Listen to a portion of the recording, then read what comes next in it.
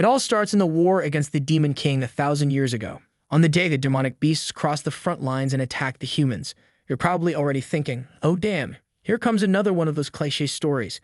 I've seen this beginning like 16 times already. But hold on, my warrior. Take it easy. Humanity fought against the creatures for survival. However, the long and never-ending war continued. The ground kept being soaked in blood while the number of demonic beasts in decrease.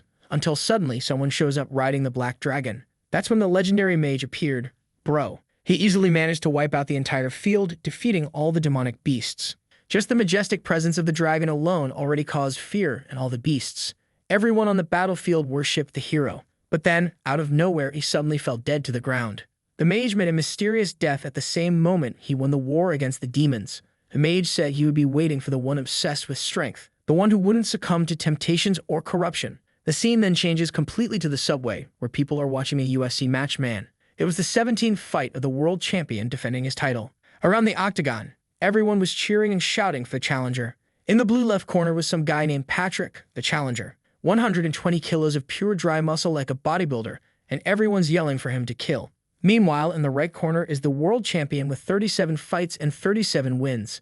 Someone who has never lost a single match to this day and is ripped at 5% body fat, 100 kilos of muscle, black hair with swag. The two are face-to-face. The announcer says that Kim Jin-ho doesn't seem to be using his foot lately. And Patrick said in an interview that he must have an injured foot and that today is the day he loses. Everyone's starting to think that eventually Kim Jin-ho has to lose. The guy's already 48 years old. There's no way he's going to keep winning forever. And with that, the bell rings to start the fight. Patrick didn't even move yet, and he's already frozen stiff. The presence of that bastard in front of him was terrifying. It was expected from the champion. But he already knows that guy's leg is injured. So he goes toward him to try a takedown and throw him to the ground. He dodged low to grab his legs, saying that this guy is arrogant for even coming to the ring injured. But the moment he's just about to touch the leg and is smiling because he thinks he got it, there's already a laser coming from the side, bro. Blood gushes in the arena, and that's it. The fight is over, man. Patrick's all messed up over there. Kim Jin-ho says that's why he wasn't using his leg, otherwise it'd be too easy. Damn, what a cocky guy. Sometime later, he puts on his coat, slams the locker shut, and is getting ready to leave. A man, kind of joking, tells him to wait, saying there are people who want to interview him, that he should talk to fans and all that stuff. But Jin-ho just says to tell them to send a message. When his schedule's open, he's got better things to do. His friend says he needs to understand. It's pouring rain outside, traffic is a disaster. Jin-ho says that's even better. He'll run and get there faster. Suddenly, he already slammed the door, and the friend tries to leave, saying it's 30 kilometers away. But the guy wasn't even there anymore. He vanished in front of everyone. And now it's the reporters who are annoying the coach, wanting to know how he created the legend. The protagonist goes back home while the coach thinks it's honestly going to be sad. He remembers the first time he saw this kid fight. He debuted by finishing the opponent with a punch. Next fight was an elbow. Most fights didn't last more than 30 seconds, and all the coach can feel is sadness. He's certain Kim Jin-ho won't find anyone capable of facing him until the day he retires. And then he tells the reporters that the leg thing was just to make the fight harder. Sometime later, arriving at the apartment, he's soaking wet. 14th floor, full of presents at the entrance from fans. And bro, the guy is the world champion, right? His place is a giant mansion. And it's an apartment building, you get it. The guy made a mansion in the building. But what he loves the most is right there, man. It's the gamer PC. That's right, bro. Our UFC world champion is a gaming addict too. Not just any game, but one called Last Savior. A game so hard that most Korean users who usually like this kind of niche gave up. Kim Jin-ho, however, has been playing it every single day for the past 10 years. He's been honing his skills in fighting and stronger people and monsters. That's how he's been living his life. The protagonist smiles, saying he hopes he doesn't win today like always. There was his character, Fimi, on the battlefield. What he liked the most was the feeling of challenging a creature. And once again, he was going up against the Demon King, Asura. Some time passes, and Jin-ho's expression changes. He was face-to-face with the Demon King, but the creature had almost no health left. He looks at the HP bar, he couldn't believe it. At this rate, he was going to win. He hits the Demon King, telling the bastard to defend himself properly. He tries an attack to the legs and wonders how he didn't dodge something so obvious. The poor NPC is trying to fight back, but it's tough. Kim Jin-ho's blonde character is finishing him off, while wondering why the patterns today were way too simple, because every single attack he was throwing was landing perfectly. He activates a lion's aura and a bunch of slashes appear on the Demon King. When he turned on the PC today, his intention was to challenge again, aiming for victory. But right now, he was scared of winning. He tells the Demon King to hold on and try something different, that he was going to win, that he wasn't going to lose today. Kim Jin-ho was even bending his finger commands. trying somehow not to win this. But it was inevitable. In the end, he landed a slash that killed the Demon King. With that, he was congratulated for being the first person to kill Demon King Izar. At that moment, Kim Jin-ho's expression changed. He had become a champion in two completely different worlds. The mouse moves to the screen, and now he's angry at himself, wondering who he's going to fight now. Maybe he should go out running in this rain and look for a bear in the forest. But then, in the middle of the clouds, a golden light appears and a strange lightning bolt strikes. When he feels something approaching and looks up, the lightning seems to have struck right into his apartment. The screen goes black and he feels a strange sense of vertigo, while his whole body seems kind of numb. He looks up and sees the rain and wonders when he even left his house. But when he lowers his eyes, he sees he's wearing some weird orange pants. Suddenly, someone puts a hand on his shoulder and calls him by 218. A blonde girl with blue eyes says they don't have time for this. They need to escape from there right now. He shouldn't be standing there like an idiot. He's a bit confused and sees the number 172 on her shirt and instantly wonders where the hell he is.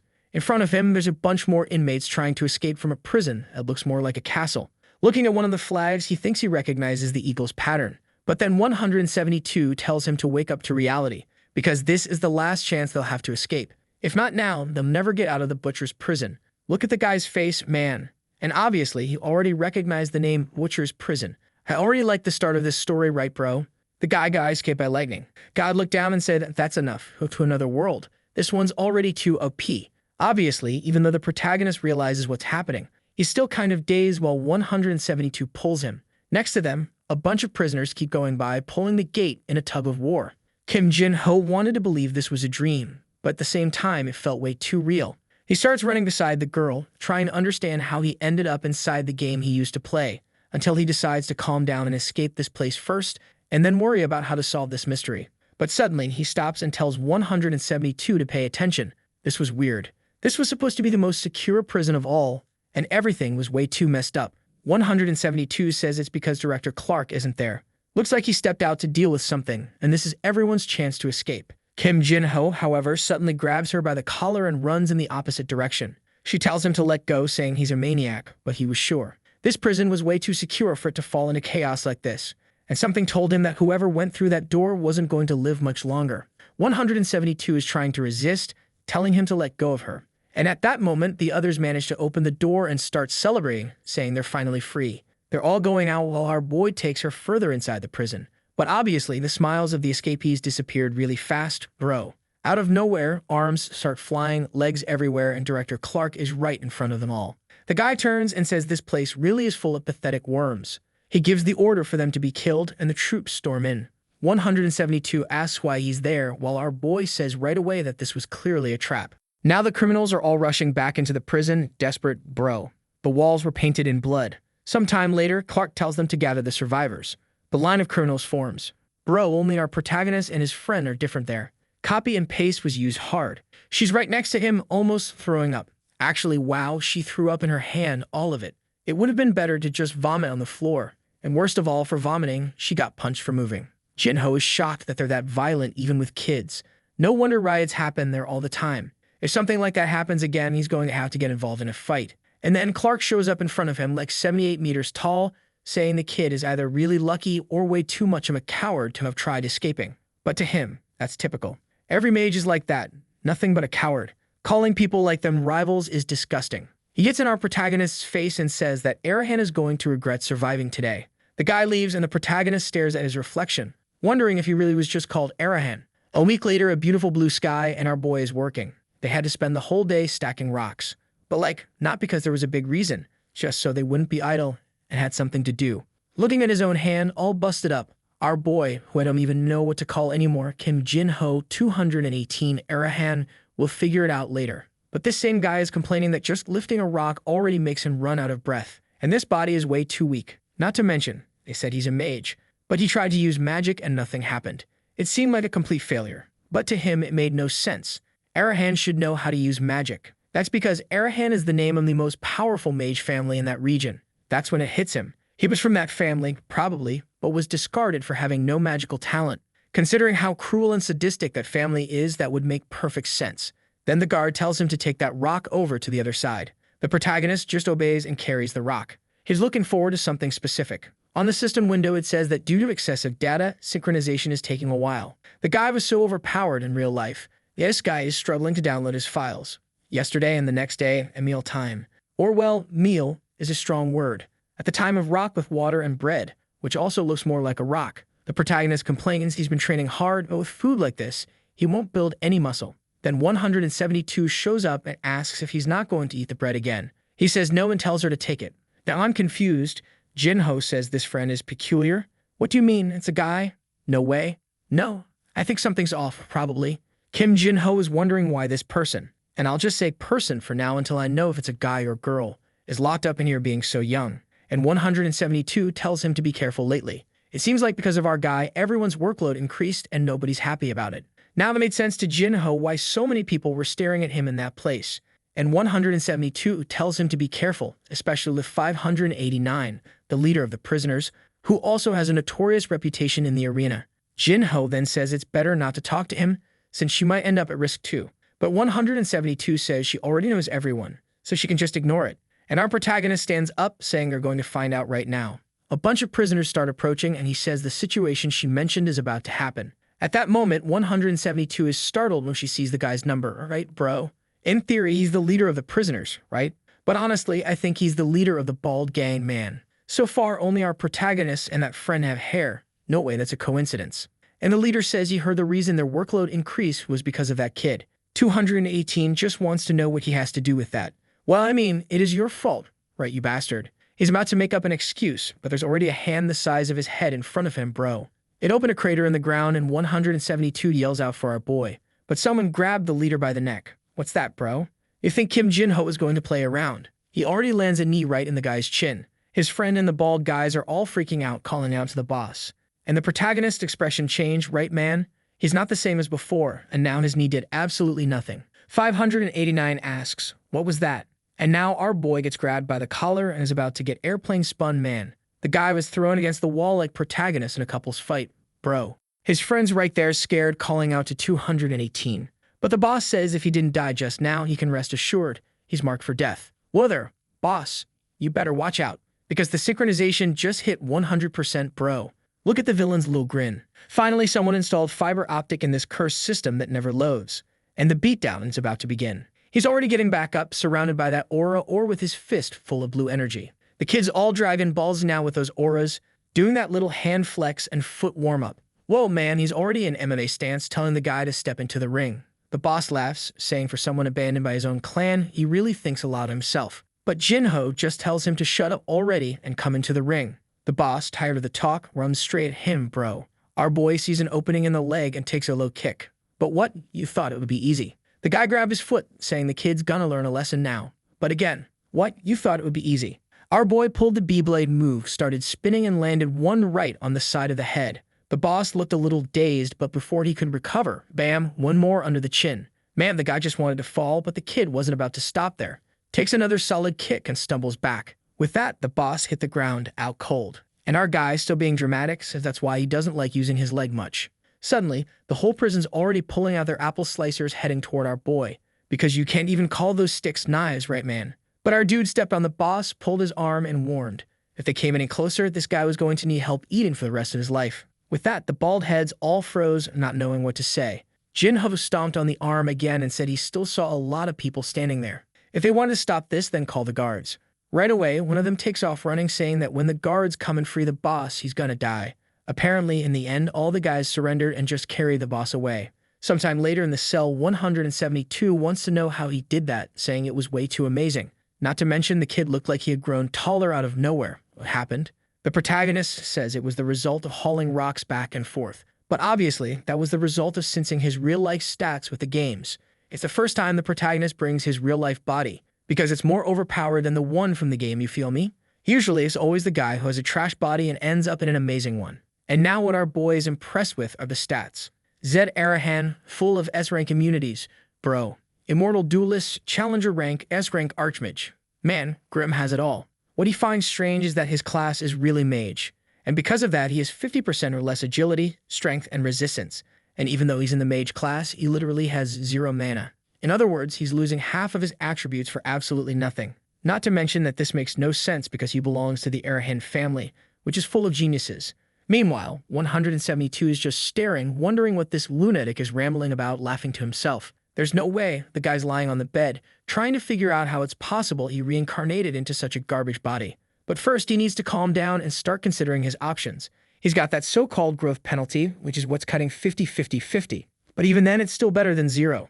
Not to mention, physical strength is something he knows how to develop even better. The only obvious problem is that the food there is terrible and isn't helping at all. What he's curious to understand better is this whole pile of S-rank talents.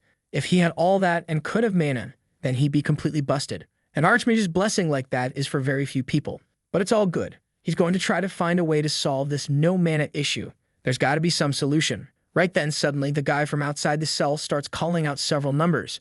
Everyone called is forced to leave the cell. He asks what's going on, and 172 says those are the people in the death queue, bro. Basically, they'll have one last meal, and then it's goodbye. He says he gets it, then asks the friend's name. To the sadness of some and the joy of others, the name is Ryu. So yeah, he really is a friend.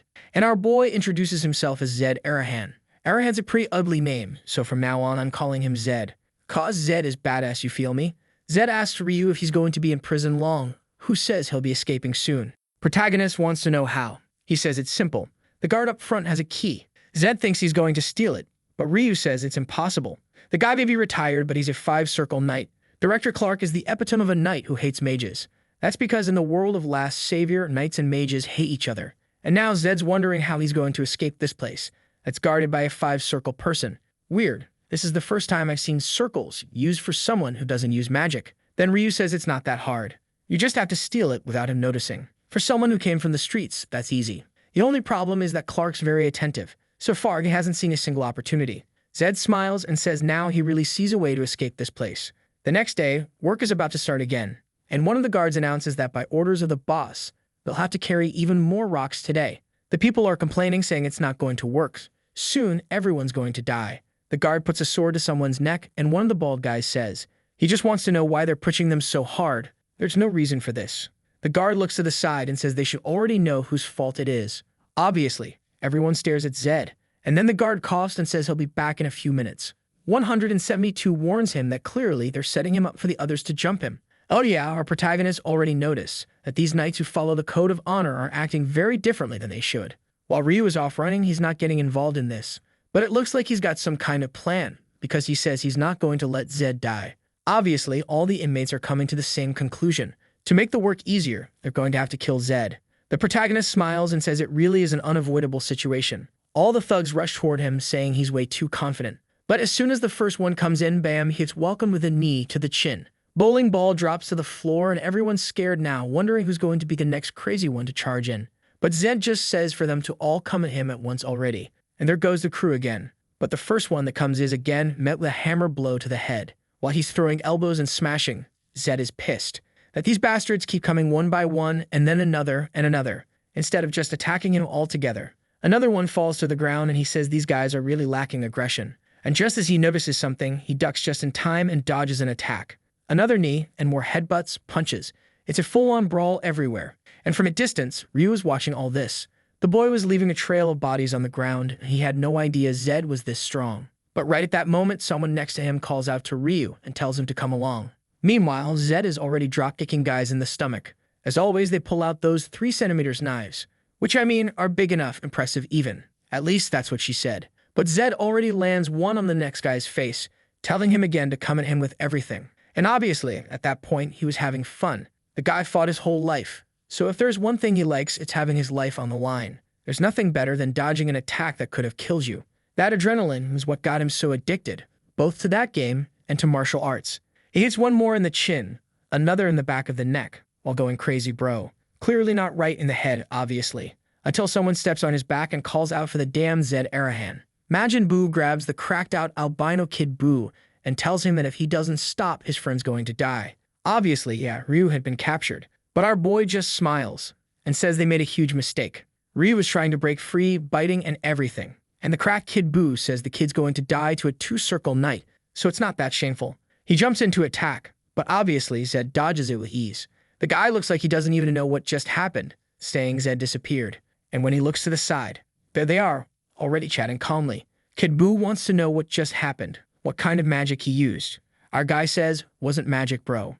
A movement of skin starts to approach, looks like a ballerina, but lands a perfect hit to the neck. The poor guy got dragged across the floor. But right then, Clark shows up calling for number 218, saying he's going to have to explain himself. But someone speaks up and says 218 was the victim. It's Ryu, who explains that he had been taken hostage, and it was Zed who saved him. Clark looks at the pile of guys knocked out on the floor, and he seems pissed that these guys only ever get beat up. He then says he wants to ask Zed something. He wants to know if, somehow, he's been using mana. Kind of uninterested, Zed says, maybe. But then Clark activates his aura. The prisoners on the ground get up just to say they can't breathe, while Ryu, who was still standing, drops to the floor. Now that makes sense. But through all that, bro, our guy is just standing there, untouched inside a mana barrier. It was one of the S-rank traits, resistance to suppression. He finally figured it out. It was a mental immunity ability. The guy is so full of himself, he says it all makes sense. He reached the pinnacle of Earth, won 27 fights in a row at the top of the world. There's no way some mediocre person from a world like this would ever scare him. Clark, however, didn't like seeing the kid still standing. He's losing his mind. He wants to know how the hell a bastard with no mana is still resisting this. The guy even pulls more of the aura and starts pushing harder. Any more and he'd probably crap his pants for sure. But S-rank suppression resistance is absolute man. And with his hand on his waist, he's totally chillin'. Clark's expression changes. He can't even understand how this is possible.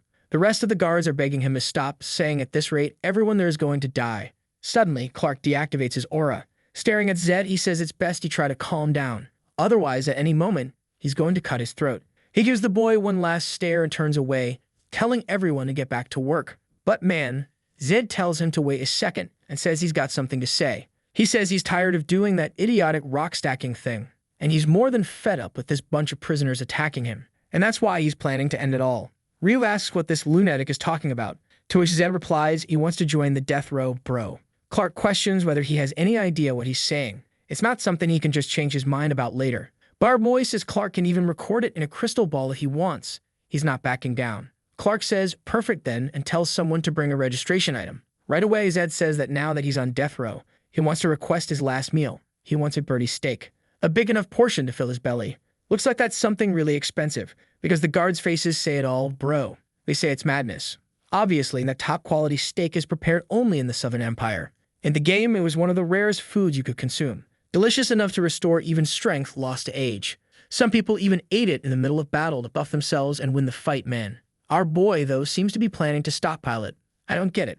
Let's see what he's up to. He tells Clark that considering the family he's from and the cost of his life, it's a fair request. Besides, he warns that he knows what the real thing is like. So if they try to trick him, the whole deal will be voided. Ryu, though, wants to know why the hell this lunatic is trying to die. Then Zed says he'd forgotten about his friend. The two of them are on death row now. The staff hesitates, but Clark interrupts and says to follow orders. Since it's the life of an Arahan, it's worth it. Our girl thanks them, while obviously Ryu is freaking out, wanting to know why he is dragged into this. Next scene, he's in his room getting ready, apparently just finding that steak takes over a week.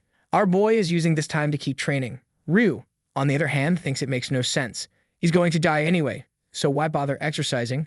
Zed then reveals a special little system. 100 is the max number for any attribute, and all remaining experience gets funneled into the one that hasn't been leveled yet. And since he has 100 in every other attribute, obviously all the experience he earns goes into mana. Right in the middle of this, a guard shows up calling for the two of them, and Zed already celebrates, saying it's finally here.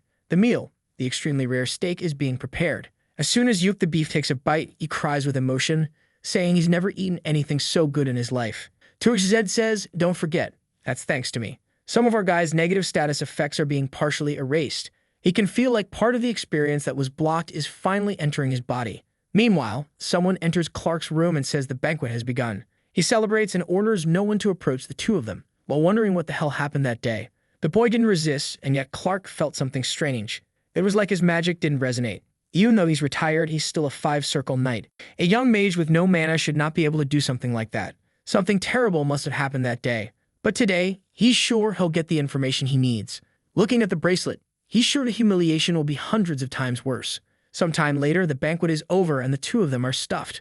Ryu says he's ready to die, but our boy says, unfortunately, he's not. Now his body was full of energy and strength, the same feeling he had when he spent the whole day punching the sandbag. The door opens and he turns around saying that they finally arrived, already asking Clark what he plans to do now that they've eaten everything. Clark starts to say something, but our boy tells him to wipe off that sad smile. He should be disappointed. There wasn't even a little bit left.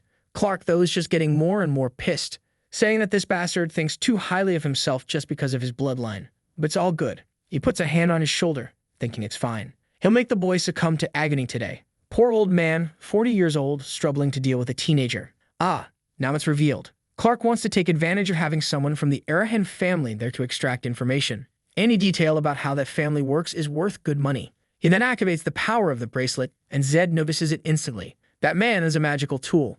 Clark asks what he's thinking about that sensation. But of course, Zed is just standing there, completely fine. Ryu is nearly fainting and collapses to the side. Then Zed tells Clark he should behave a little better. Clark loses it and goes in with both hands on Zed's shoulders. But nothing happens. Zed just gives his hand a little pat. And now, apparently, the fight is about to start. Because he tells Clark that he warned him to take it easy. If he wanted to kill someone, he should have done it the proper way and not just keep whining. Clark, though, was all twisted up, not understanding why his magical tool isn't working. That would only be possible if the kid had a magical circle above his. But at his age, there's no way. That doesn't make sense at all. Which only leaves one other option. He must have some kind of bloodline from the Arahans that cancels out powers. Clark, man. To get to the 5th circle, he had to train and practice hard his whole life. But even if failed mage, discarded by the family, can resist this artifact, suddenly the item shuts off. And Zed asks if he's finally going to stop with this nonsense. Apparently, Clark gives up on threatening him and just lowers his head, saying that he can resist all he wants. Now that the decree has come down from the Majesty, he'll be executed tomorrow morning. He should enjoy his last night in this world. Sometime later in his room, he's making some notes. Even though he couldn't learn much, he's writing it all down. The problem is that he's dozing off, exhausted. His mana was used to the limit to activate that artifact. He wants to finish the report, but the pen slips from his hand. A while later, Ryu wakes up in the room, and Zed wants to know if he's finally getting up. He tells him to stop complaining, even if he feels nauseous or like throwing up. But our boy compliments him, saying he really does have fast hands. Aw man, I wasn't going to say anything, but I felt that moment when he leaned forward to fall. It was suspicious. I thought he's sitting down and falls forward. Got up just to fall again. Weird, right?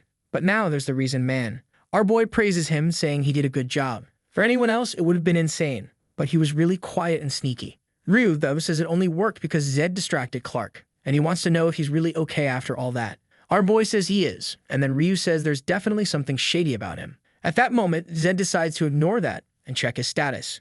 Mana is still at 0. But now everything else went down to -40, meaning he's a bit stronger. That steak really made a difference. His body is becoming more and more comfortable to inhabit, and he can't even imagine how good it'll feel with 100% stats. Then he tells his friend they're going to have to escape tonight. So if he's recovered, it's time. Ryu says this is madness. Clark is going to notice them showing up any second now. But our guy, obviously aware, says not to worry. He's probably sleeping. Ryu is curious, but the reason is obvious, right, folks? That bracelet Clark used pulls an absurd amount of mana from the body, but it causes exhaustion right after. And since Zed saw the item shut off earlier, he knows the guy is asleep. All thanks to the fact that he was taken to that room. And this guy walks around with the keys. The plan was easy. The time to leave had come, and the two of them get up. Ryu is hesitant, but our boy says the hard part is already over. He kicks the bars, and they fall right down, bro. It's not like a few bits of metal were going to stop him. Obviously, on the outside. The first guards already react, wanting to know what he thinks he's doing. To which Zed replies, "Isn't it obvious, bro? I'm escaping this place." Didn't even see what hit them, and the two are already outside, running through the yard. But turns out those damn organized guards are already lined up at the gate. Oh, poor guys who showed up to stop him, man. Just look at the guy in the middle. Bro, you've got 0 chance. The guards shout at Zed to stop, but Zed just rushes forward, scaring Ryu. The first guy in the way looks like he's got 6 kids Zed's age. He runs past, dodging easily, then plants a hand right in the guy's face, slamming one guard into another like playing bowling with dudes. Poor guards are already all laid out, bent and twisted. Before the second one could react, bam, a hit straight to the jugular. A clean tap that knocked the air right out of him. Zed keeps moving in from the right, and now the rest were basically getting eaten alive. He kicks the first guy he threw, while the ones behind are more focused on defending than attacking. Some fool tries a sword swing, but Zed ducks under it and lands a heel kick straight in the guy's ribs. The guy practically fell on his feet. Zed even blocked the next sword swing with a hand on the ground. Another kick. Man, this dude is the king of Taekwondo. Another fool went face first into the dirt, and 2 more poor souls came from behind. And look at the psycho's face, huh? Enjoying himself like always. I don't even know what he did, but he landed a kick on one guy that knocked him into the other. Meanwhile, Ryu can't even believe what he's seeing. Sometime later, just look at Clark's face now, totally dumbfounded. Realizes he fell asleep at the worst possible time. His guys are all wrecked on the ground, begging for forgiveness. Unfortunately, number 218 had escaped. Obviously, he gives the order immediately to start the hunt. But the scene shifts now, to a hotel in a village near the detention center. Ryu is looking around, checking if anyone's coming. Obviously, he and our boy stand out a lot in those orange uniforms. At least Ryu knows the whole area, so he starts showing Zed around and explaining how things work. First thing they needed to do was blend in better with the locals. So they hit up a beggar's stash to steal his clothes, bro, saying that was the best way to hide. Ryu says he'll go grab some food, and our boy asks how, since they don't have any money. But the little thief is a femboy, right, bro? He's gonna steal it easy. And he even tells Zed to just wait there like a side character. He'll be right back. 1 or 2 hours later, our boy has a different colored eye. That's because the thief even brought him a contact lens. They're in the southern region where people adore the old hero, and that's why blue eyes are kind of a trendy item. Our boy guesses it might be because of the clan that the main character Torres Barrel belonged to. That was the Sword X family, and their enemies obviously were the Arrowhands. Just like they hated each other and were opposites, even the eye color was different. And obviously for that reason, he couldn't go around flashing those glowing red eyes. Sometime later, they're in a cabin in the forest. It's kind of like the beginning after the end, where the protagonist gets lost in the forest with the elf girl. Except here, in this case, it's with the femboy instead. And only now is reality starting to hit Zed. He's wondering how the hell he ended up inside a game, and what kind of situation is this where now he has to sleep in a stable. But the madman says that at least life is fun. What Zed really wants to know is why this crazy guy Ryu is always glued to him. Also, it seemed like the guy kept calling him a side character, which didn't make any sense. He still needs help, so he'll keep Ryu close for now. But he needs to be careful. He doesn't know him well yet. He doesn't know how long he can trust this person. Thanks, man. Our boy's all lonely, huh? Though it does make sense, right? He was 40 years old, spent all of his time fighting and playing games. There wasn't a single soul in that house. Next morning, he wakes up and is already impressed that none of this was a dream. Ryu says he's impressed that a noble like Zed can sleep in a place like this. Zed asks him if he likes this place, and his friend just says something obvious, right, bro? There's no such thing as liking when you're poor. You sleep wherever you can. Even though our boy had jacked this guy's life halfway through, he was also super rich in his previous life. And like a good capitalist, bro, he gets up and says it's time to make money. You can't level up and get strong if you don't even have a place to sleep or eat. Ryu says that's going to be really hard. They're definitely being hunted by Clark, and soon enough they'll be found. Zed asks if he's talking about stealing, but our boy says that's impossible. There's no way to steal enough to get rich in a place like this. First, they'd have to make money in a fair and honest way. In other words, the arena, right boys? And there we are in the underground arena, where sand flies and it's face-to-face, forehead to forehead. Look at that smug little grin. If there's one place he feels at home, it's right there. And now that I realize it, doesn't this dude kind of look like a male Mikasa from Attack on Titan? Little scarf, that black hair, like it's Mikasa? Incredible. And there they are, bro, in the crowd in the madness of the fights. Ryu, of course, already says he must be thinking something weird, because this must be the wrong place. But the madman says no way, this place is perfect. Man, the guy's biting someone's shoulder, but then bam, gets cannon punched in the mouth. It's pure brawling. No rules here, bro. Punches to the ribs, bites wherever you can get him. It's chaos. The crowd's cheering, loving it, while Ryu is horrified and our boy is celebrating. The fight level was better than he expected. He thought it'd be a bunch of amateurs, but turns out they're not so bad after all. Then Walmart Yujiro Hama comes running in and lands a solid one on the big guy. The guy suffers for a second. Actually, more than a second, because he gets hit with a whole combo. Ryu is freaked out, telling Zed to rethink Thiz, but then he notices his friend had disappeared. Everyone in the audience is panicking, bro. Hama has blood on his hands. But look who's standing there holding his arm. It's Mikasa, Zed, telling him to go a little easier. Walmart Yujiro is standing there, confused, bro. Of course, Ryu already thinks the guy lost his mind. And the girls in the crowd think this is the modern world, asking the ref if he got paid to let someone die. Yujiro rips his arm out of Zed's grip, asking if he's some kind of noble and if he has a death wish. But man, Zed says absolutely not. They should be able to tell just by looking. He's just some street kid. Then the crowd gets mad, telling Yujiro to beat up the brat who's interrupting the fight. Zed says that's fine then. He'll take responsibility with a fight that'll entertain everyone. Obviously, Ryu doesn't think it's a good idea and starts going off, ranting a million things in Zed's ear. But Zed tells him to calm down, saying all his friend needs to do is bet everything he has on him for this fight. Ryu doesn't want to. But Zed tells him to remember, bro, that meat they ate was way too good. So after this fight, they're gonna have another banquet. There he is, face to face. The other guy says he admires the kid for being crazy in the head. At least he doesn't look scared. But then something catches his attention. The kid's stance was active, his breathing seemed steady, and he was staring at him with a killer aura. Clearly, his posture was better than anyone else he'd ever seen in that ring. Suddenly, it's Yujiro who's shaking, telling himself it's impossible he's this scared of a kid. He decides to rush in, saying none of this makes sense. But he's immediately met with a cannon punch to the cheek, and boom, the nose faucet turns on. And Zed even plays the coach, telling the guy, "You never start a fight throwing a punch behind the shoulder." He already starts throwing a combo at the poor guy who's trying to dodge, but keeps getting popped right in the jaw. Our boy explains that you always keep your arm forward. It serves both for defense and offense. Poor Yujiro is eating a full face of machine gun punches. Zed just keeps that arm forward, defense, and attack. Yujiro's face is getting all swollen up while Ryu has his eyes shut, praying, and he slowly opens them just in time to see the poor fool already kneeling in the dirt. Meanwhile, Mikasa's over there, all smug smiles, "Huh bro." Ryu can't believe it, but I don't know how he can't believe it. Did he not see Zed beat down a prison full of people? Poor Yujiro, man. He's trying to open his eyes, seeing blurry shapes. He can't believe he's about to lose to a kid like this right in front of everyone. He tries one last punch, but Zed dodges with ease and goes full beatdown again. One last clean hit right in the middle of the pit, and he falls flat on his back. Our boy already turns to the ref and tells him to call the match. He won, but right bro, this is a betting house.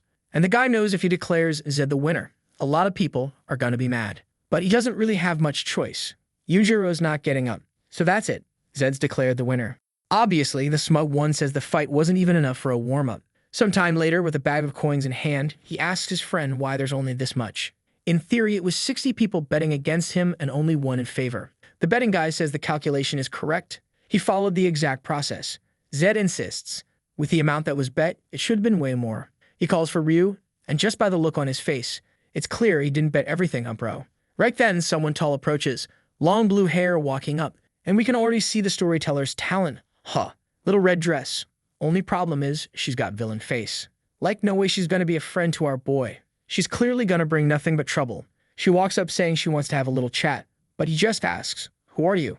Man, the world's not even modern, but this one's already got filler done. Look at the size of that lower lip. She says that for him not to know who she is, this must be his first time here. She's the owner of the arena, known as Herna. But Zed already walks past her, saying it's good to know, but he's not in the mood for talking. Ryu's already noticing. This is not going to end well. And two gigantic guys, bro, already blocked the way like a wall in front of our boy. And boldly, he looks 90 degrees up and asks if everyone wants to end up on the ground. The iron-jawed dudes are all confused, thinking the kid's gone completely crazy. From behind, Herna says that the warrior he defeated was brought in from the big city. He needs to understand what that means. She will let him go today, but he can be sure they'll meet again. Somewhere much more relaxing. Ooh boy, this one's dangerous. She plays this kind of dangerous game. Run boy. And she says she really likes very strong boys. Yikes. Looks like he slipped away just fine though, because there we are the next day at a bar, and Ryu's exhausted, saying that Zed's crazy in the head for acting that confident in front of that woman. He has to understand, she runs that whole place. Our boy though says she just seems like an old fox addicted to money. Ryu says he's right about that. She is known as the fox around here, meaning she probably tried to get close to him to gain some kind of advantage. But man, it's not the first time Zed's been seen as a genius. As soon as he started getting famous and winning a bunch of fights, a million calls started coming in, everyone offering contracts and endless options. Back then, he was a bit more naive and got scammed several times. But by sheer luck, he found his manager, the one who made him a champion. Obviously, all of that taught him very clearly what it takes to reach the top. Since he called her an old fox for her wisdom, soon they'd find out who was really wiser. The fancy meat they ordered is served. Ryu already wants to dig in, but our boy tells him to wait. Clearly, they were being scammed. This was far from the quality they'd ordered. This wasn't that ultra-rare steak. Otherwise, they wouldn't be able to serve it to everyone in the bar. Ryu says, whatever, I'm hungry. Once the steak hits your belly, it's all the same. But Zed says if they paid for a birdie steak, that's exactly what they're gonna get. He calls over one of the waiters, who immediately says if he's going to complain, he better leave because no one likes his presence there. Zed completely ignores what the guy said and just says, this steak is fake. You'd better bring the real one before complaining about me. The waiter asks if he's lost his mind. Our boy tells him to call the boss, and now the guy's certain this street kid is nuts. But he says fine. If he really wants to meet the boss, then follow him. Obviously, this doesn't lead anywhere good. Inside the boss's office is a fat guy and a bunch of goons, already pointing knives at the door. The guy asks if he's the customer causing trouble, to which Zed just replies that the ones causing trouble are the people selling fake stuff in this place. The fat guy sends the first goon forward, saying the kid doesn't understand the situation he's in. But Zed's already smiling. Another little fight for him to enjoy. The bar guys, poor things, all rushing just to get smacked in the face like always.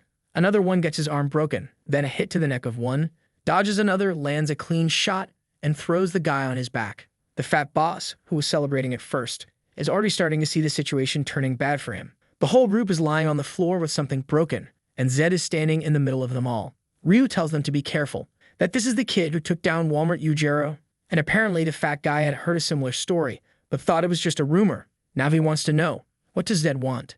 The boys approach and say he's actually quite reasonable. First, they'll give back the money he paid. Second, they'll pay for the steak he ate, at the price of the real birdie steak. The fat guy screams, saying they're just a bunch of little crooks. But he's probably screwed, huh, bro? Because Mike falls and Ryu's in bed all happy, celebrating and saying he's never slept in a place this soft. He then turns over and praises our boy, saying he really is amazing, as expected of a noble from a powerful family. Zed says it's easy to negotiate when you have power, right, bro? And with that, another night falls.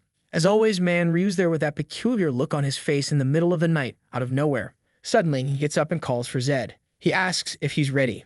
Our boy doesn't answer, so Ryu gets up and leaves. But obviously, right, man, Zed was awake the whole time and saw the whole thing. A few days pass.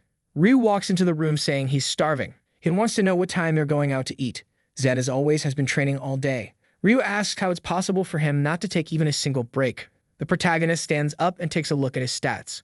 He says, unfortunately, they're not going up anymore. No matter how much he trains or checks, mana is still stuck at 0. Maybe it's because he's going from nothing to 1, right? That's the hardest part. It's taking a bit longer. He turns to Ryu, saying training is over, and it's time for them to go get a steak for breakfast. It's been 3 days since they last went, giving the guys a chance to recover. Because the last few times they went, they ate 10 portions, and in the end, the staff had to pay them. Then Zed asks Ryu how many coins they still have. He replies that they're almost out, because the cost of living in this city is crazy high. Zed says he understands. But man, the truth is, this is a game he played for 10 years. He knows the economy very well. 50 gold coins, what they earned, is not the kind of thing you burn through in a couple days like that. Maybe Ryu thinks he's an idiot, just a noble who doesn't understand how the world works. And now Zed wants to know, is it greed? What's he hiding?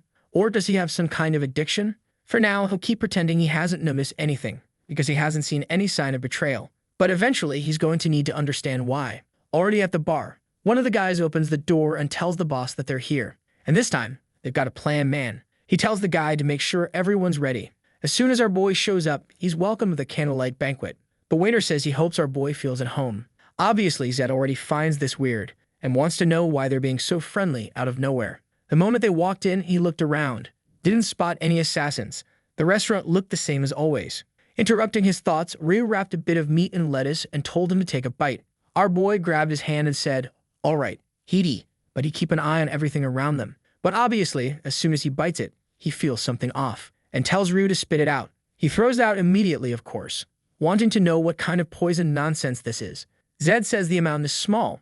It's not going to kill them, but something's clearly going on. He opens up his status screen, and now understands why the staff was being so friendly. Obviously, with absolute poison resistance, nothing happens to him. But the problem is that after eating a lot, he'd eventually die just the same. Ryu wants to know if he's really sure it's poison. He didn't smell anything, didn't notice anything, so why can't they eat it? Zen just says it's because he's an Arahan, just to change the subject, which makes Ryu mad. He says, so it's like that? This snob really is on a different level. That's when the protagonist smiles, saying it's time to make these guys pay for trying something like that. Sometime later, the boss shows up, clearly pissed, wanting to know what the kids want with him. Zed is sitting at the back of the table and says he's just curious and had a few questions. But the boss notices that all the plates are empty, so they ate it all, and the poison should kick in any second. But then he says he's not here to answer anything. He's not going to talk to people who just want to extort money from him. Zed says that, as he can see, the boss is completely misunderstanding the situation. He tells Ryu to give their friend a bit of meat so they can talk over a meal. Obviously, Ryu hands over that meat roll that's probably been in his hand for like 40 minutes, and the fat guy is just standing there, right, wanting to know why they're offering something like that. Our boy says it's a peace offering. If the guy accepts eating it, then he'll accept any condition afterward. The boss says he's not interested. He has no intention of making peace with the kid. Zed wants to know if maybe the guy just really loves giving him money, or if there's another reason he doesn't want to eat that. Like, say, if it were poisoned. The chubby guy stutters trying to reply, and Zed already says he messed up thinking he was going to walk out of this easily. He kicks the table, and all the meat they were supposed to eat hits the floor. Zed says he'd been going easy, but Trash Like Him really does enjoy suffering, huh? Even so, the fat guy slaps the wall, saying there's no poison, and if they show any proof, he'll admit it. Our boy goes for his eye and removes the contact lens, saying that is all the proof he needs. Upon seeing the red-eyed, the guy knows immediately he's an Arahan. He falls on his butt, totally scared, afraid he's going to die. In just a second, he's already on his knees begging for forgiveness, saying he didn't realize he was a noble. The guy's sobbing, desperate, wanting to know why a kid from a family like that is wandering around pretending to be a beggar. At that moment, Zed realized something. The Arahan name held way more power than he imagined. He asks if the fat guy will do anything he says, to which the man replies yes. Zed says his first condition is that he can't tell anyone about his identity. The guy agrees. Then Zed gives the second condition. He has to hand over half of all his money, and in return, Zed will act like none of this ever happened. Apparently, the Arahan family is really dangerous, because I thought the fat guy was going to say, that's too much. But nope, he just agrees and says he's going to get it right away. He runs out saying he better hand it over quickly, before the kid changes his mind.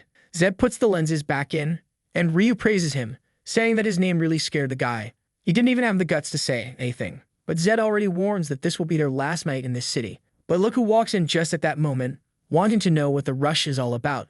The two of them turn to see Herna walk in with arms crossed, saying they've finally met again.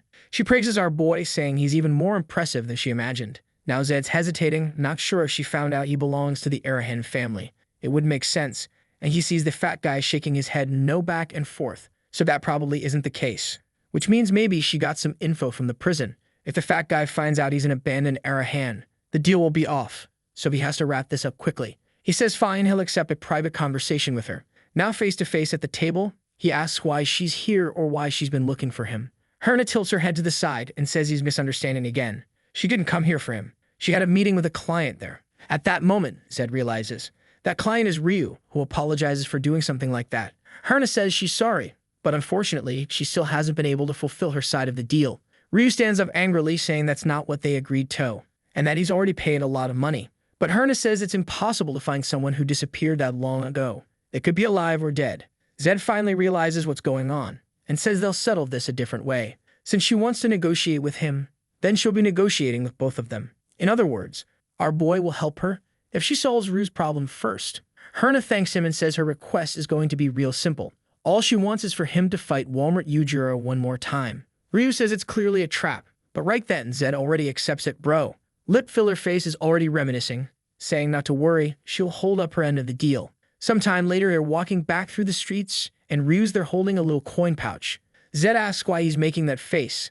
They made a ton of money. But Ryu's apologizing, saying he didn't want to hide things from him from the start. Since she knows the city and everyone who passes through it, he figured she'd be a good source of info. But yeah, you should have told Zed beforehand. Zed says it's fine. Besides, he knew from the beginning that Ryu was stealing money. Ryu's a little shocked he knew, but Zed says, just so he doesn't feel too bad. He only just figured out that the money was going to Herna. Ryu wants to know why he didn't say anything, and our boy just says it's because he doesn't care. The help Ryu had been giving was worth more than those coins. But he does stay. He doesn't let things slide like that all the time. From now on, Ryu better not hide anything else. No matter where he was born, he can't act like garbage. Bro, what do you mean by that? You saying everyone who's poor is garbage? You bastard, come here so I can sock you. But Ryu's already teary-eyed, apologizing, swearing he'll never do it again. Even so, he begs our boy not to join the fight. They could just take the money and vanish from this place. Zed asks, how's he going to get info about his brother if they run away now? To which Ryu says he already figured it out. That woman's going to scam them again. Zed thinks about it.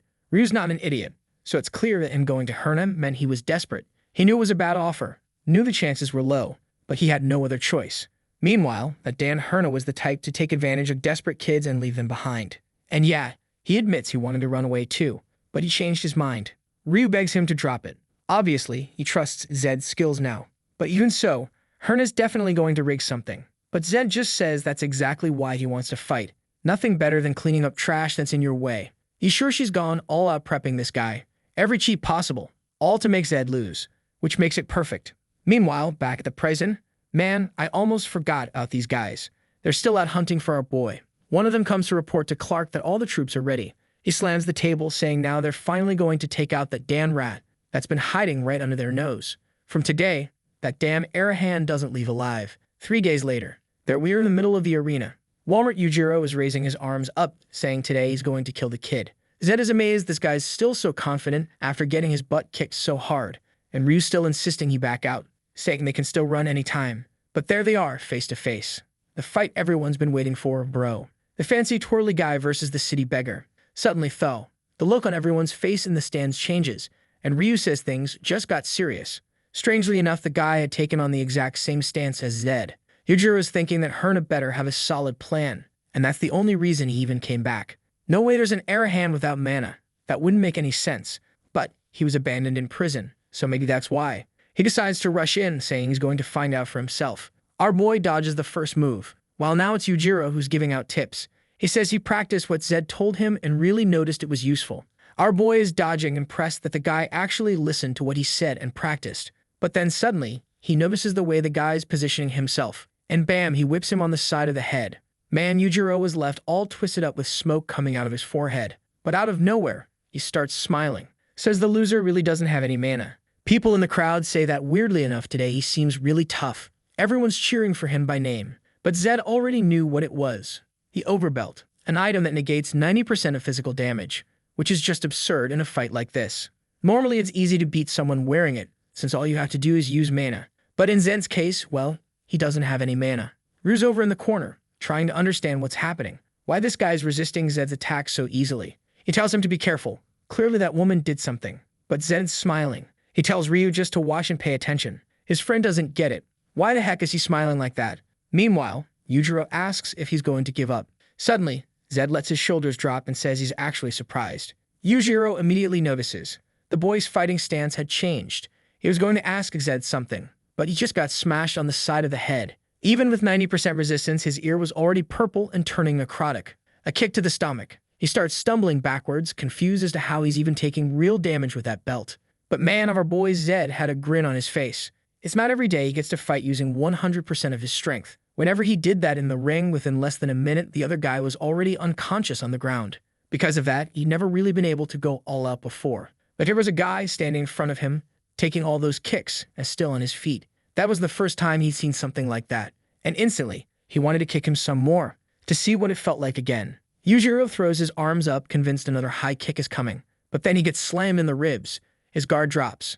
He takes one in the face, goes to block low, and gets hit in the gut. The poor guy couldn't even tell where the attacks were coming from anymore. That was it. He couldn't even see what was happening in the fight anymore. While Zed is telling him not to dare collapse now, Yujiro tries to say he gives up and takes another one to the chin. The crowd is stunned, and now our boy breaks the belt. The item shatters. Yujiro feels a chill go down his spine and collapses to his knees. Right then, the protagonist asks him why he's not getting back up. Man, Yujiro was about to apologize again and say he forfeits, but gets another shot right to the face. Zed's not letting him say the word forfeit. That wasn't nearly enough yet. But just then, Yujiro sees something strange. Zed's contact lens was breaking apart, and he could see the red eye underneath. The guy was about to say the name Arahan, but passed out cold, falling backward. Suddenly, the protagonist feels something strange in his chest, like some kind of alien energy coursing through his body. He decides to open up the cistern window, and man, just like you guessed, finally his mana had gone from 0 to 1. It might not be much, but to him, the feeling was way better than expected. Because yeah, man, he's got an S-rank Archmage talent, so that makes a huge difference. But then he notices, strangely, the whole place had gone silent. Ryu comes running and asks why he took the lenses out. Zed bro, he just points to himself and asks, "Can everyone see my eye?" And Ryu says, obviously. Not only that, his eye looked even redder now, almost glowing. From the stands, everyone recognized it instantly and shouted the name, Arhan. Nobody had any doubts. They just took off running, bro, shouting that anyone seen by those eyes dies. My god, what the heck did his family do in this world, man? Just seeing the eye color was enough to make everyone bolt. Not even Itachi, if the Mangekyo Sharingan caused that much fear, bro. Right then, Zed ran off too, saying that soon the guards were going to show up, so they better disappear quick.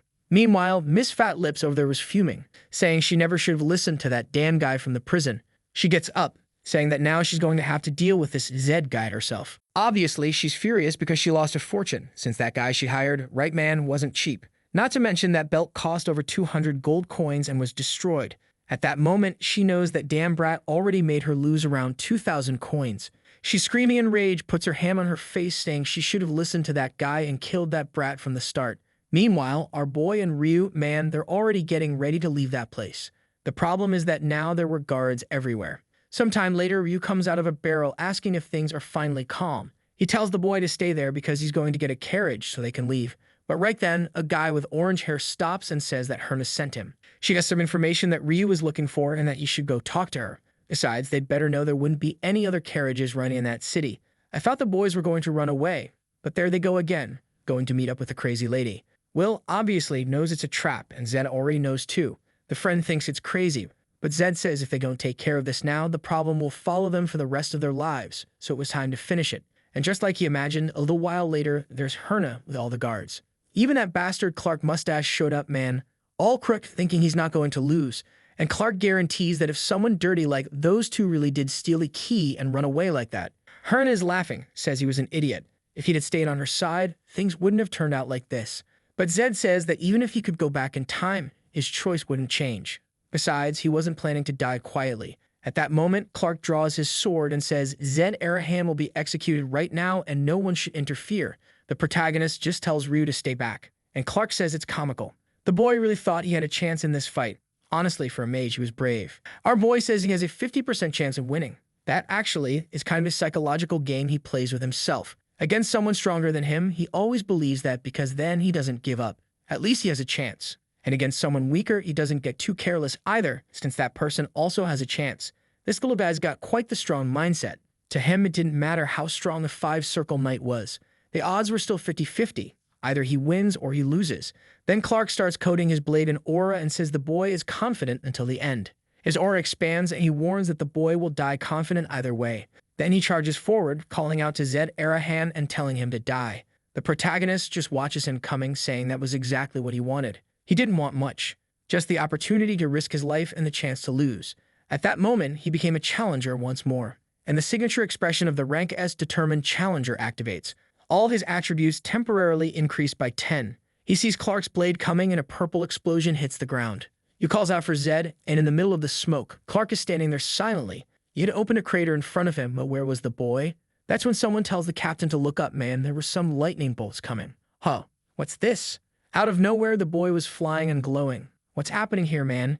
He activated the Reborn Thunder transformation. Ah, I get it. He gained 10% more in all stats, probably got more mana, and now he has enough to use power. He's an S-rank Archmage. That little transformation kind of reminds you of Killua's, doesn't it? When he has all Lightning Eye, except this one's the golden version. Our boy immediately charges in, Clark is surprised and has to defend against the flying kick.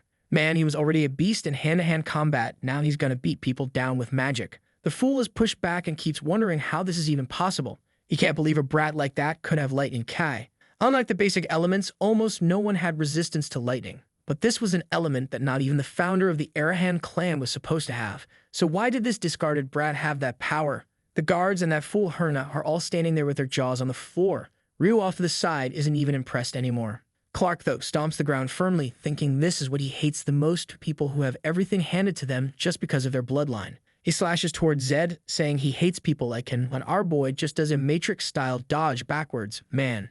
Clark insists, sending a cross slash, while our boy dodges one, dodges another, and starts getting closer. Clark, however, had managed to slash for the side of his head and was sure the kid wouldn't dodge this one. But his sword seemed to collide with some kind of electric barrier. The kid kind of had a natural shield, and now he was right next to him, landing a solid hit in the ribs, and damn, that frame is beautiful. Take that in the chest, fool. While he's writhing in the electricity. Man, the Korean moon is going wild. A purple explosion hits, and the guy's back. Yeah, he's something. The problem is, man, the guy was already the king of dodging, and now he's all electrified. Dodges another strike, comes from the side, and lands another one on the chin. Clark can't understand why this kid is fighting like this. He was supposed to be a mage. Obviously, mages use barriers and stay at a distance to cast spells. And that's why when a knight gets close, they're always defeated. That was kind of the law of this world, and a law that had never been broken. And that's why this kid in front of him made no sense. More lightning flying around and Clark trying to hold the attacks back. It was the first time he had seen a mage of this style, so he had no strategy. He decided to change plans and back off to use those long-range sword-slash attacks. But Zed is way faster, and in a second, he's face-to-face again, landing another punch right to the face. Clark couldn't see any openings and takes another one in the gut. Man, now he got launched all the way to the other side, crashing into a tree. The poor guy's spitting out like 3 liters of blood while the soldier beside him asks if he's okay. One thing's clear, he's a man of honor, man, because even with the others trying to help, he says nobody should get involved. Then he turns to the boy and says that really, he lost to Arahan. At the very least, he should be killed now. But Zed asks if the guy wants to know why he lost. Clark says no, just kill him already and stop being annoying. But Zed doesn't care, he says he's going to tell him anyway. He says the only reason he lost is because Zed's been training way more and putting in the effort. Obviously, that hits Clark's weak spot, and he says it's ironic. Someone with a bloodline like his talking about effort and training. The strength he has is simply because he was born with Arahan blood. He really has no idea what true effort looks like, effort from someone with no talent at all. But Zed responds that he's sure Clark should have been stronger than him at that age. If he'd have fought better and trained to become even stronger, he shouldn't have lost now. But he's blinded by this inferiority complex. Besides, a knight should never blame another person for their own defeat. Clark stays silent and says, yeah, that's ironic, while thinking he never imagined that a kid like this would remind him of the true code of a knight. Then he tells Arahan to just end it already and kill him. The problem is, Zed knows that if he kills this guy, someone known as the Five-Circle Knight, he's going to start being hunted. But he also couldn't let him walk around out there talking about him to everyone. At that moment, the Challenger talent and the Lightning talent deactivate. He suddenly raises his hand and everyone in the forest screams, asking what he's doing. Herna orders the guards to kill him now. Surrounded by everyone, Zed thinks this number of people isn't ideal. But suddenly, he looks back and a strange mist starts approaching. The whole place gets covered by this energy, and he's trying to figure out whether it's a mage or someone approaching. The situation was worse than he thought, and he needed to escape. Suddenly, the mist seems to settle a bit. But in the next second, when he opens his eyes, everyone in front of him is dead. Man, he didn't even get to kill Herna, and nobody even had time to scream. The strange part is that the bodies are full of scratch-like cuts, and even Clark was killed. Then Zed remembers Ryu, looks back and calls for him. All awkward and bent over, he shows up from the bushes, saying he's fine. His friend asks if it was him who did that, and our boy says no, there must be some high-ranking mage nearby. Whatever it is, it's best they leave as fast as possible. Then Ryu sees a card among the bodies and tells him to check it out. It was way too clean and looked like it was deliberately thrown there. The two of them are leaving while someone watches them from up in a tree. Nothing suspicious about this hooded guy, right? If I had to guess, I'd say it's an Arahan who was watching to see if he'd get executed in prison, but now sees the boy as the real deal and is thinking, better protect this kid. He's the future of the family. And you guys, what do you think? Place your bets. Who do you think this guy is, huh? Tell us. Sometime later in the forest, he made a little campfire and is there looking at the sheet of paper, which was blank, until suddenly he puts a bit of mana into it and a symbol appears. It was a magic card that's actually used by secret organizations to kind of exchange encrypted messages, man. And Zed recognizes the symbol as that of the Black Mirror, a group that swore absolute loyalty to the Arahan and helps them with secret missions. When it comes to secret organizations, they're the biggest in the Empire. And on the back of the letter, you could see the number 4. If he's not mistaken, number 1 means accept or basically affirm. Number 2 is reject, number 3 is a proposal, and number 4 is observation and protection. Yeah, my guess didn't last long. That's no fun, right? I was right away. Looks like he really is being protected by someone from the Arahans. He finds it strange since in theory he doesn't have any mana, but then he remembers. Yeah man, now he does, he has 3, speaking of which. Considering it went up by 2 after defeating Clark, you can tell it works like experience in a game. Plus, now he's unlocked the lightning form, something that not only boosts his physical abilities but also creates a shield. Obviously though, he only has mana to activate it when using that Challenger talent. Then Ryu calls out to our boy and says he can't sleep. He wants to know where they're going and what they're gonna do. Our boy says that's obvious. They're going to the city of Frilda. That's the last place they heard about his brother. All they have to do is keep moving. Ryu though says maybe his brother isn't even there anymore. Besides, you couldn't even get to Frilda without using a carriage. Zed says he already knows that, and the route is going to be a little different. First, they'll pass through Tamea. That village is the front line of the southern defense barrier. At that moment, a magic circle appears on the ground and a knight shows up through it. Whoa, man, isn't that blonde knight the character our boy used to play as when he beat the Demon King? Along with him, an army starts appearing, and he swears that he, Torres Bahal, is going to hunt the Arahan who disgraced the name of that place. We then see him a bit earlier, kneeling down asking if someone called for him. He was face to face with the Lord, who says that a mission came specifically for the boy. An Arahan who was in a southern prison had escaped a few days ago. Not only did he kill the guards, but also other innocent people in the city, and he, as the successor of Bahal, must bring justice and honor to the family. The blonde guy immediately takes an oath that the orders will be obeyed. Meanwhile, in the middle of the forest, Ryub is saying this is madness. Zed just tells him to stop whining, saying it's been 5 days with the same talk. What the friend is complaining about is that they're the only idiots going straight into the front lines like this. On the Empire's map, you can see there are only a few exits, and outside the mountains, it's full of demonic beasts. Each of the major families is designated to guard one of these regions, and the south belongs to the Bahal family. The place they're going to is called Tamaya, a village right on the front lines and one of the places where demonic beasts end to appear. On top of that, since it's an advanced base, there's a teleportation portal there. Obviously, it's something so expensive that not even nobles can use it easily. But our boy got a ton of money from betting and looting everything from Herna.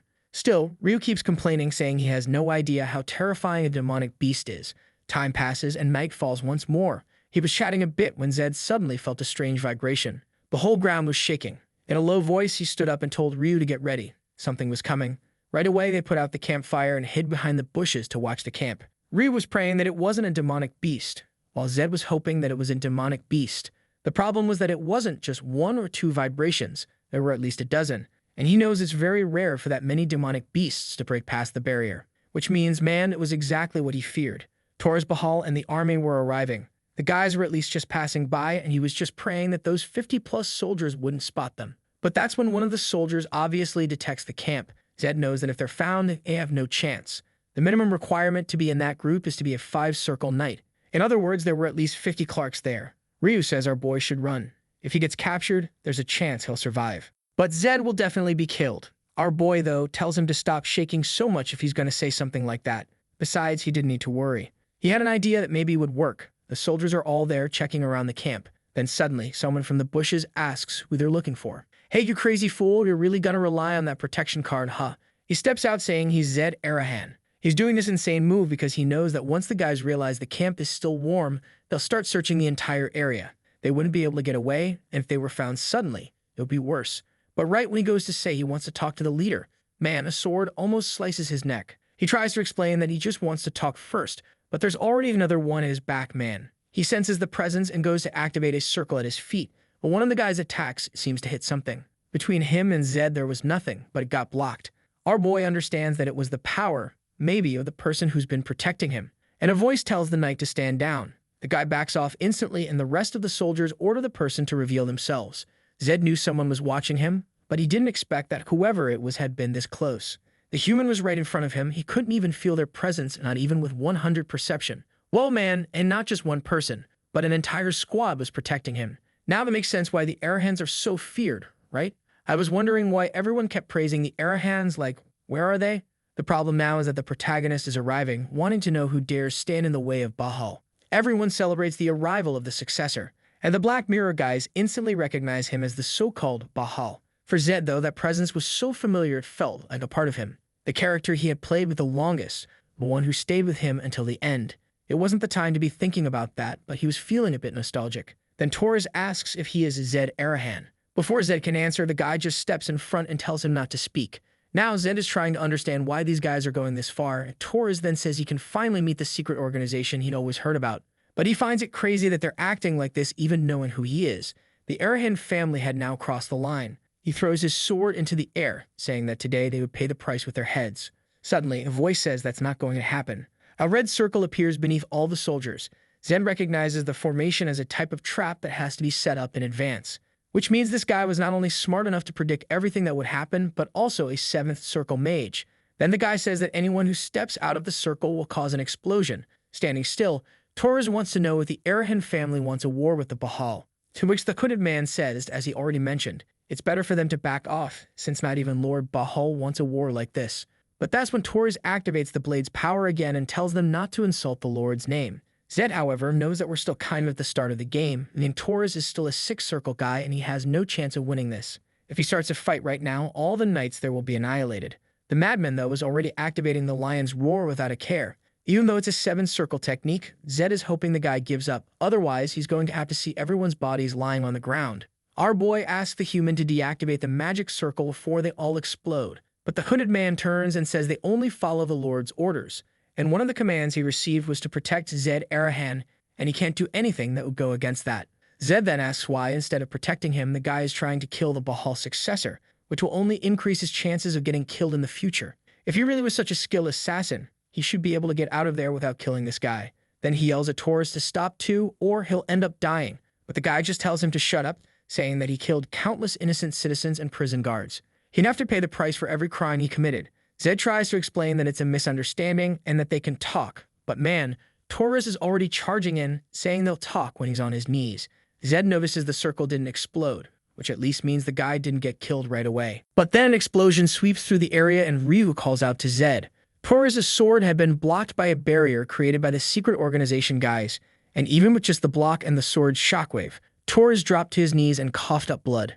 Zed, Dan him, even walks over and asks if the guy, now that he's on his knees, is ready for a little conversation. But Torres just faints and collapses nearly dead to the ground. The soldiers run over saying he's dead, but our boy explains it's just a mana backlash from overusing his energy. It's best to let him recover naturally and not even try anything. The healers are already trying to heal him. Usagi, though, knows this is mana backlash, and you can't heal someone's backlash if you're weaker than them. Obviously, the only ones stronger than him there are the Black Mirror guys, and our protagonist tells the guy to go ahead and heal Torres, which obviously freaks him out. He asks if Zed is seriously telling him to heal this night. Zed says that Torres is an old friend of his. I mean, it's not a lie, but it's kind of a suspicious statement. Obviously, the guy refuses to heal him, saying it's impossible that the two of them are friends. Zed then says that mages are usually smart. He wants to know if the guy really thinks that the death of an Arahan wouldn't lead to a large-scale war, and if that would be productive. But man, the guy just replies that the death of those successors would actually be good for the Arahans. Strangely though, Zed seems sure that's not true. Oh yeah, he knows, right? That in the future, demons are going to start invading, and they'll need everyone to win. The problem is he's running out of patience, and out of nowhere, he snaps man. He puts the sword to his own neck, saying that if the guy doesn't heal Torres, he'll die too. Which means, right, the masked man would fail his mission, since the mission is to protect him. The masked guy says even so, he can't act that way or the Lord would be furious. Zed says he doesn't care. He'll carry that burden himself.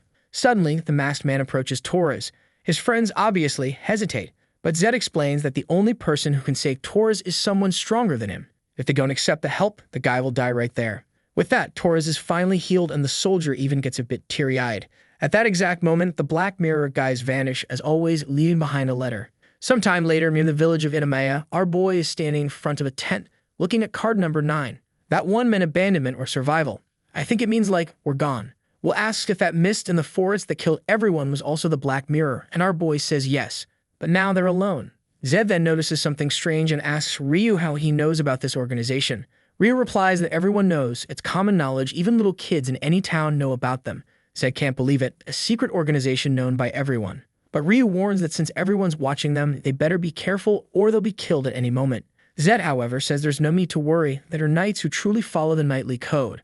In other words, people who value honor. Mages, on the other hand, would kill a friend if it meant earning a few coins.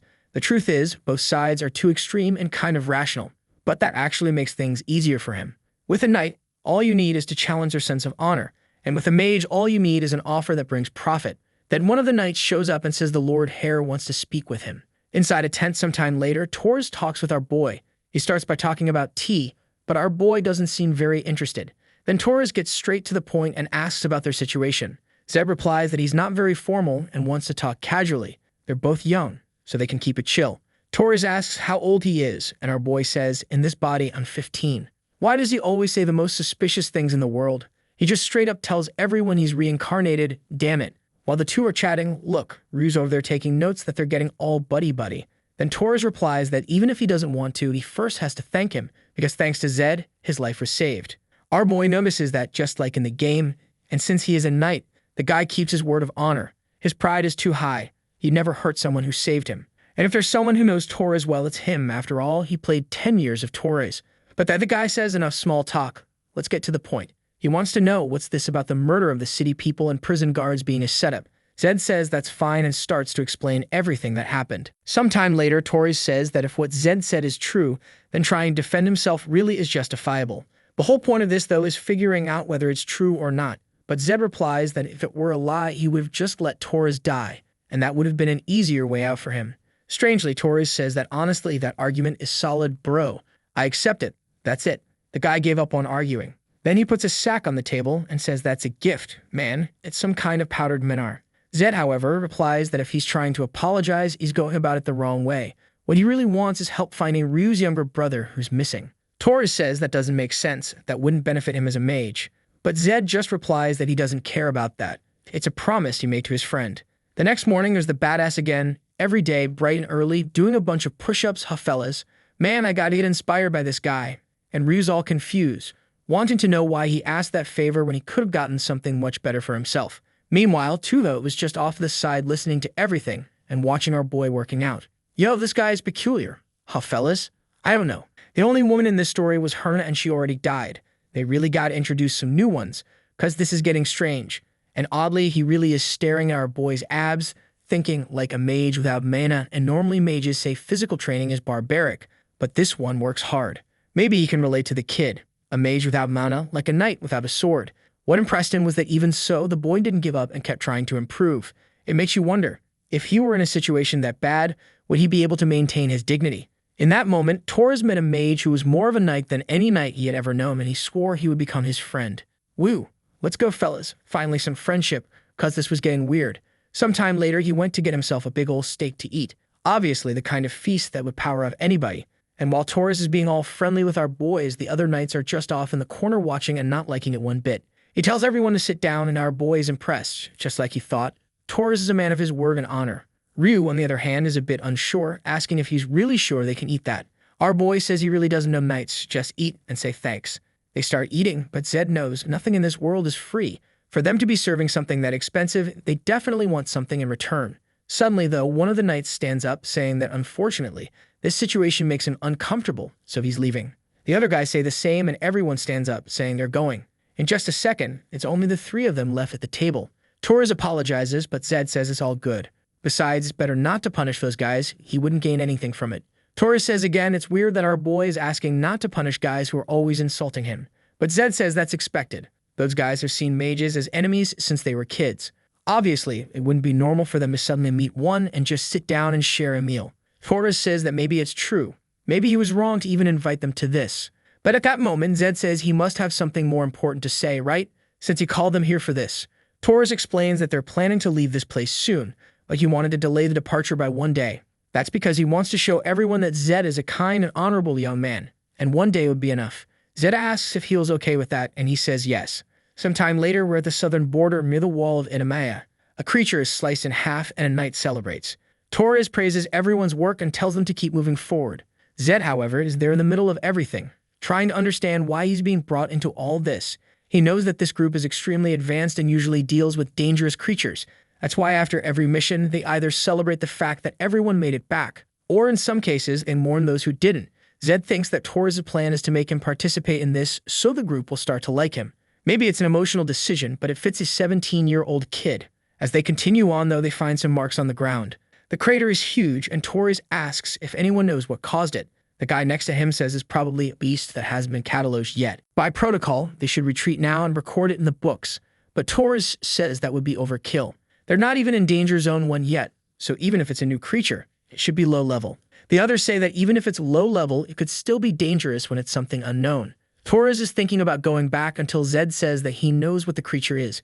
Clearly, it was a monster called Basilis. A mid-level creature, but with 25 circle knights and him in the 6th circle, it wouldn't be hard. Torres asks if he's not lying, while all the soldiers start saying they can't trust a mage. To which Zed simply replies that they should know Arahan mages have a much broader bestiary record than they do. The guys as always think they're being insulted and start complaining about the kid, but Zed replies that they're the ones underestimating him. First off, they shouldn't even have the nerve to speak that rudely to an Arahan hare. Suddenly, Torres interrupts the conversation and tells everyone to be quiet. He goes to apologize to Zed, saying he had hoped things would go better, when suddenly, the Basilis appears behind everyone. Torres immediately yells for everyone to get into formation, but they already have to dodge the first attack. He asks if Zed is okay, who tells him to pay attention to the fight man. He nearly got chomped by another monster. That's when they realize it's not one Basilis, but 2. And Torres is already activating his aura. And now that I notice, doesn't he kinda look like Vlad from Stellar Swordsman? Like a Vlad from another world, and man, all the knights are there with their aura lit up, charging toward the Basilis. Strangely, in this world, mages fight up close while the knights are the ones sending out those aura slashes. The problem is, those aura slash explosions are doing nothing to the Basilis, and even Vlad is confused because the attacks aren't working. Suddenly, the creature lifts up a tail full of spikes and Zed yells for everyone to get down. Nobody obeys, and Torres shouts at them to follow orders. That's when the guys throw themselves flat to the ground. But Zed notices one guy being stubborn, saying he won't take orders from a mage. Our boy yells again, but too late. The monster fires off a bunch of poisonous spikes. Those who were down didn't get killed, but the fool who stayed standing, obviously got hit, was saved by Zed, right? Of course he had to be saved by the mage kid, dumbass. But our boy already warns them that on the next attack, the monster is going to aim at the ground, so that trick won't work twice. Then he tells Taurus that he'll leave him and the knights to deal with the one on the left. In other words, the badass is going to handle the one on the right.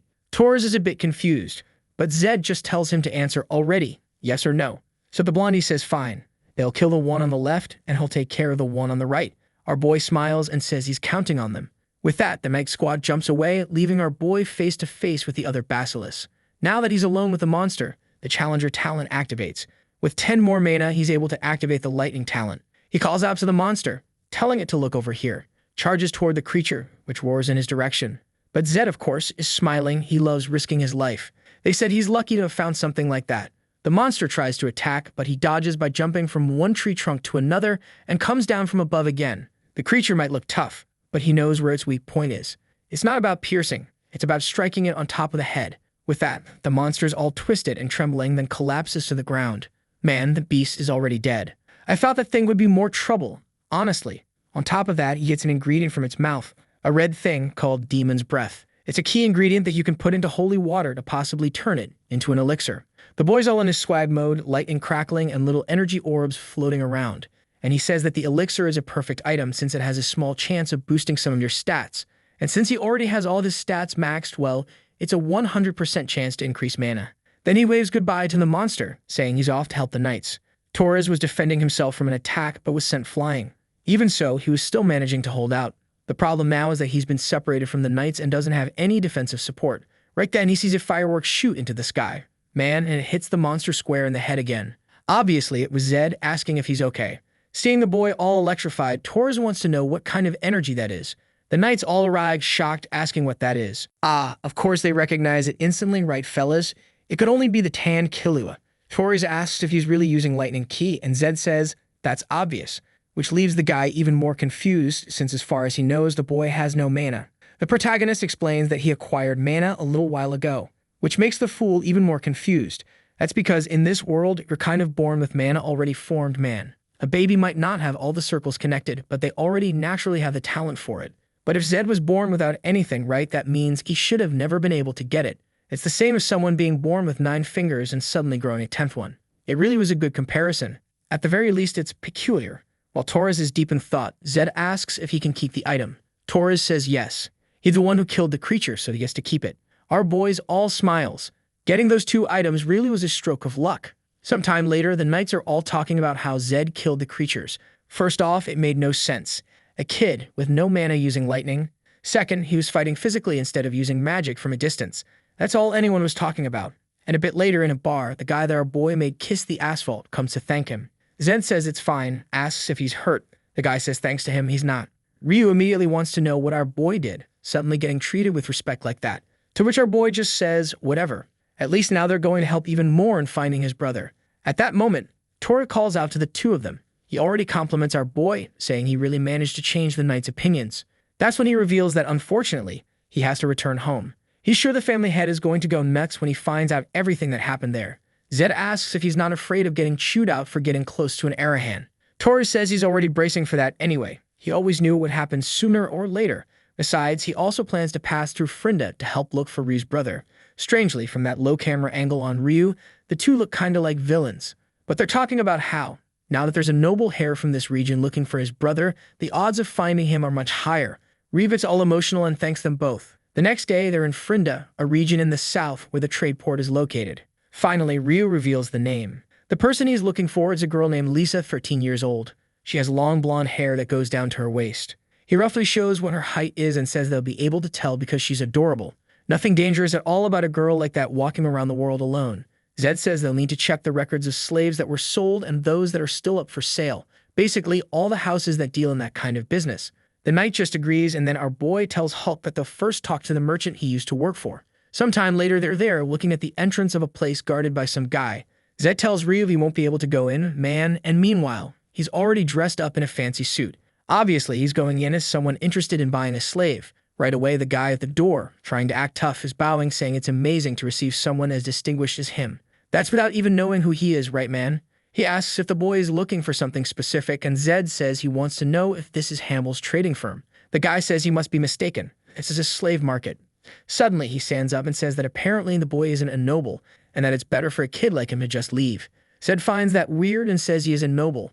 The guy replies that every true noble refers to slaves as if they were products. In other words, the fact that Zed asks if it was a trading post, it makes sense. Zed tells him to stop being stupid, but the guy says he must have been sent by DeVio.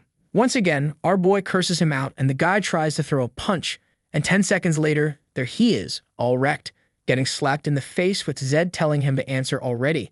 Turns out that the original Hamel's trading firm disappeared, and these guys took over, and Zed wants to know why. The guy explains that the previous owner went bankrupt, so they kinda just took over the place.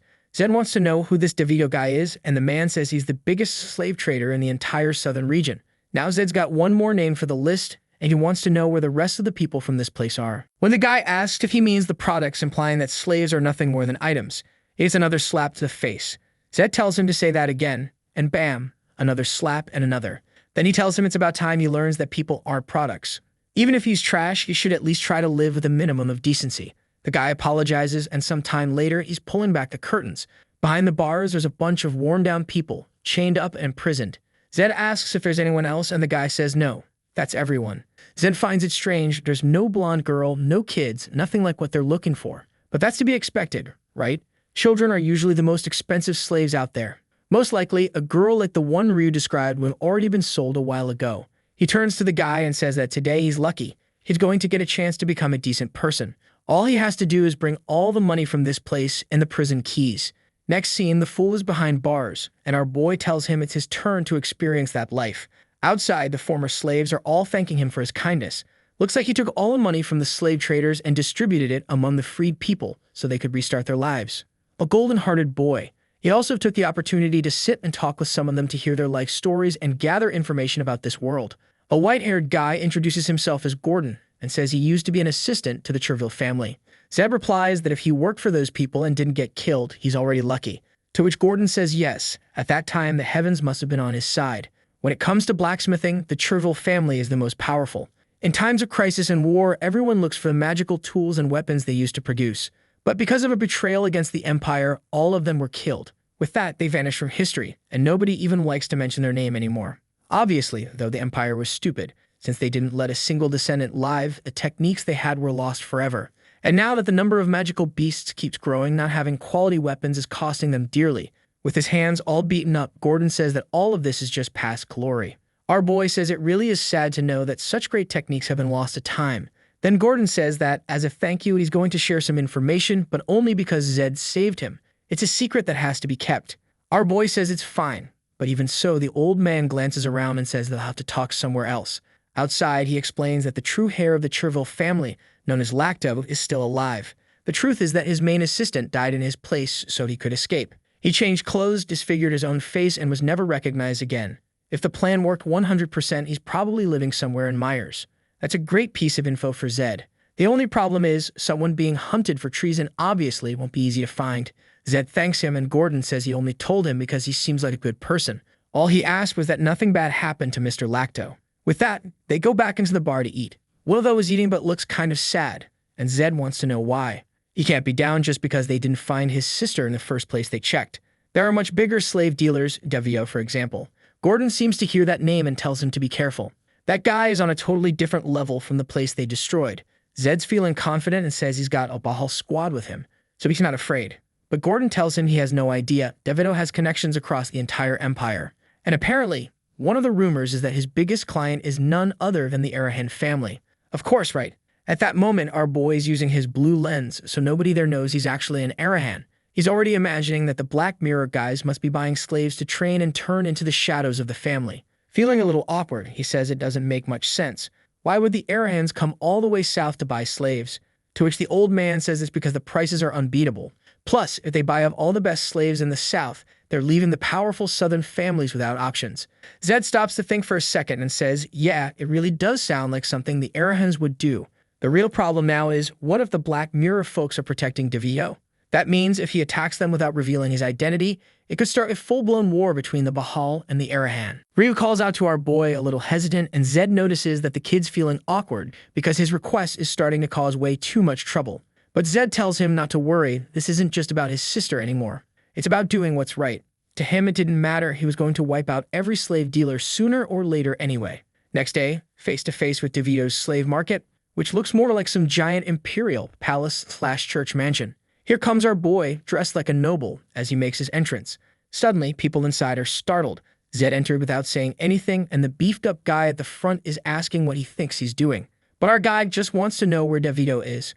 One of them says he needs to understand where he's walking into. Another warns that this is one of the few places where even a young noble could lose his life. But there he goes, reaching for his eye, saying that everyone who works for the Arahans really is arrogant. And the moment the guys see the red eye, boom, they're all falling to their knees begging for forgiveness. And then in the background, he also notices a guy slightly bowing. The outfit looked like it belonged to the Black Mirror folks, but probably someone of low rank. That's when, from the second floor, someone says that an interesting visitor has arrived. The mustache guy wants to know what someone so esteemed is doing there. He comes down and says he heard that this boy went to the slave mall and destroyed the place. Right away, Zed realizes that, judging by the guy's confidence, the Arahan name alone isn't going to work on him. This is probably DeVito, who's already grabbing a glass, saying he didn't expect the kid would actually have the guts to come all the way there. But maybe he was just too naive. Zed gets right to the point and says that starting today, the deal between them and the Arahan is over, and he's going to take all the slaves from that place, so it's best DeVito cooperates. But man, DeVito bursts out laughing in his face, apologizing because he couldn't help it. That was just too funny. Zed wants to know if the guy's really that eager to die, to which DeVito replies that he's just curious to know when that's supposed to happen. He says he's tired of the chit-chat and that he's not going to kill the boy since he's a respected guest. However, the lesson he was going to learn today, he carried for the rest of his life. Just like the protagonist thought, he's going to have to settle this with fists. The only problem is he's hoping that hooded guy in the back doesn't have too many circles. He's getting ready to go on the offensive before the other guys move, but then suddenly, someone yells to surround the building. Whoa man, look who's shouting over there. Obviously, it's Torres yelling that they're there to drop a like on this video that helps Mamoru make more juicy content for his viewers, activate the cheeky little bell, and I'm out.